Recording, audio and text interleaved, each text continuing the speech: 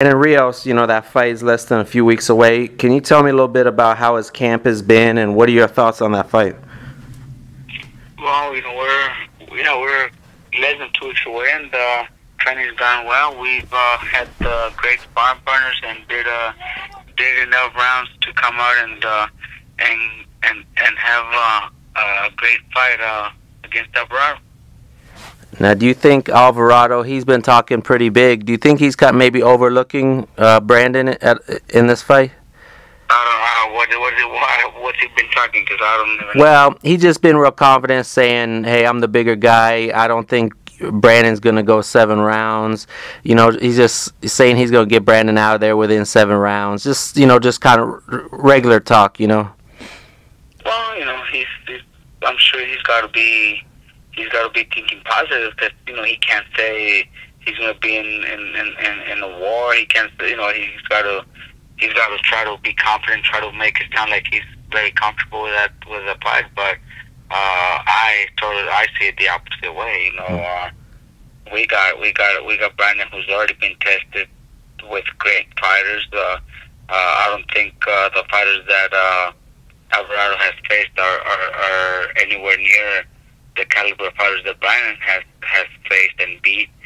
So that makes a big difference. And okay, let's say Brandon was fighting at 135 and Alvarado's been 140. Yes, we are aware of that.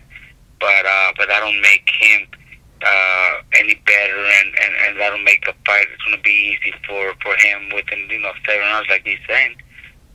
Look at what happened with Chad Dawson and Andrew Ward. Chad Dawson was a bigger guy, and look at what Andrew Ward did to him. Mm-hmm. True. That's just an example of what could happen in boxing when the fighter is well prepared and is going to be like in Brandon's case. The weight's not going to be the issue. Losing those last 4 or 5 pounds for Brandon was killing him, and he still did it, and he still looked like a monster against Peterson, against Acosta, against Antillon, and he was cutting weight, and it wasn't easy for him to make 135 when those fights happened, and he still came out very strong. So 5 pounds heavier, he's going to be so much stronger and so much better than when he was at 135. So Alvarado should be ready for a great fight. I know that he could be saying that because he's got to be confident about himself too. He is a great fighter and he is a warrior. But inside the ring, it's going to be him and Brandon Hill, and he's going to find out what Brandon is really all about. Awesome. And Nonito Donaire fights the same night. I know you usually will swing through his camp too. I mean, have you been keeping up tabs with him lately? What are your thoughts on his preparation? He's doing good. Actually, we have 2 great sparring partners over there with him, and they've been giving him great work. I'll be up there tomorrow and again Saturday. So I'll be with him his last 2 days of sparring. Two sparring sessions, which will be tomorrow and then Saturday. But yeah, he's been doing great. Sparring great. Sparred 12 rounds on Monday, and I wasn't there, but I was told by the coaches there that he looked really good. So I was there for a couple other sparring sessions, and very quick, very strong. And Nonito's going to come out and be that Nonito that people seen a couple fights before when he beat the fights when he beat what's the name from Mexico? Montiel.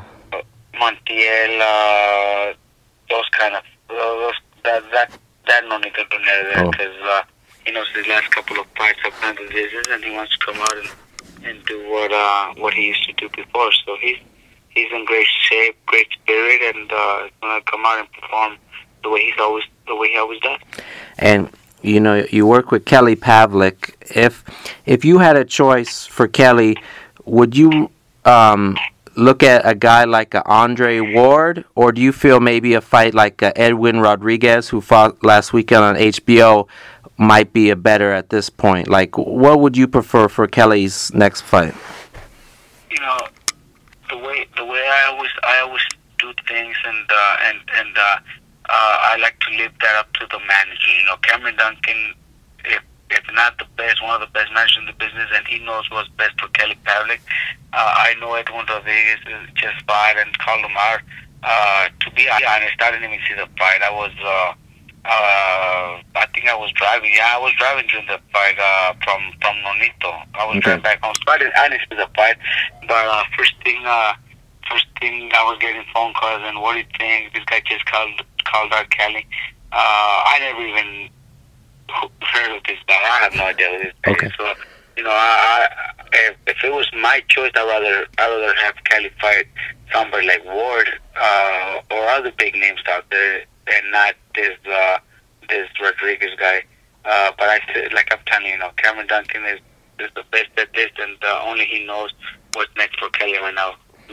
We keep talking. There's nothing lined up, but whatever it is, I know Cameron's gonna do a great job. And if it's Rodriguez, then it'll be Rodriguez if that's the way Cameron feels. But I leave that up to Cameron Duncan. And your brother Mikey, I know you were excited about his title shot, but then Salido had the injury. Was that hard on you to hear about that fight being postponed? We've been in boxing so many years that it happens in boxing. We can't blame nobody. It's just things happen in boxing. Sometimes the fighter gets injured a week before the fight, and that makes it worse. That's when it hurts. Right now, Mike's young. Mike's 24. Things happen for reasons. So if the fight happens sometime early next year, Mike will be 25.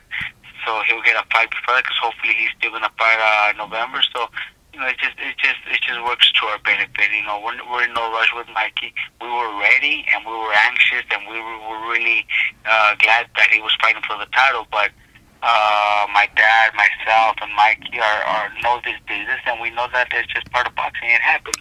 But we'll be ready. If it's next year, sometime early next year, then we'll be ready for Salido. I just hope he gets well soon, and from that injury he got, and be ready for early next year.